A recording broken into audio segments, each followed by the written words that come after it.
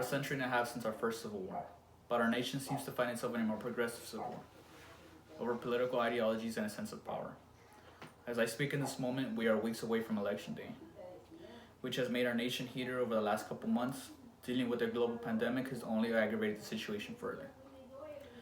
The heated controversy comes from two main ideologies referred to as conservatives and liberals. I'm going to sum up the origins in conservatism that lead us into the division in our country that could affect the life of our future children. The division started way back in the French Revolution era, but the modern day ideology is more of a simple resistance to change the nation's morals and policies. Often the ideology is used to show to abide by Christian family morals. Christian conservatives seek to influence politics and public policy with their interpretations of teaching Christianity. Conservatives usually fall in line with religious principles who rebel against liberals who stand with social issues such as school prayer, homosexuality, Christian nationalism, Sunday church, sex education, abortion. Christian political factions have appeared in our country since 1973, after the huge case in the Supreme Court, Roe v. Wade, that allowed women to have an abortion, the right to have an abortion. Christian factions such as the Christian Right or the Moral Majority, who were outraged by the ruling in the court case, feeling that family morals were going down the drain. Modern day conservatives praise our President Donald Trump, showing that he shows the same values as a faction. For example, during the BLM riots / protests, President Trump held a Bible outside of the St. John's Church in Washington, D.C., indicating a symbol of peace of our nation.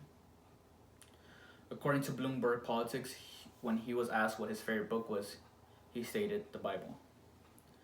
Conservatives do not only fear the diminishing of family values, but how our economy is running.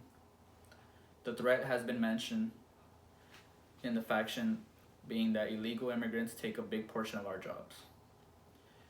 President Donald Trump offered a proposition in his early campaign to build a border wall, which only preached to the choir of the conservative Republican Party.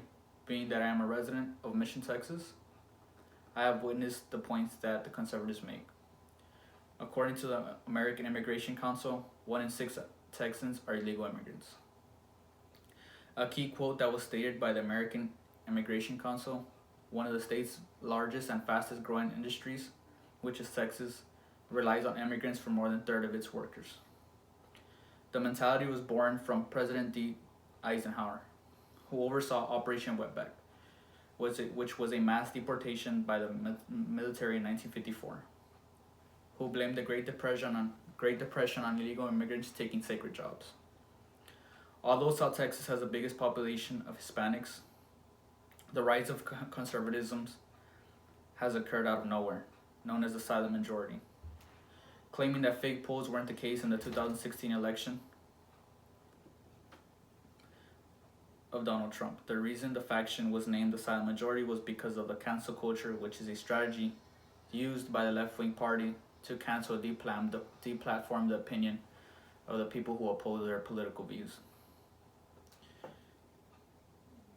For example, when Senator Kamala Harris, which is running for vice president on Joe Biden's campaign, came down to South Texas, Trump supporters surrounded the bus that had the name of Joe Biden to state that they are keeping Texas red and not making it a Democratic state. President Donald Trump admired the support to where he even tweeted, "I love Texas." The era we're living in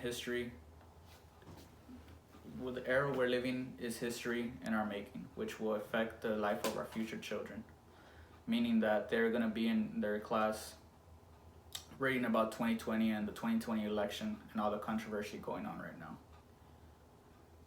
On November 3rd, the turnout of the election will determine the future, not only political and policies, but the ideology in which our children will hold.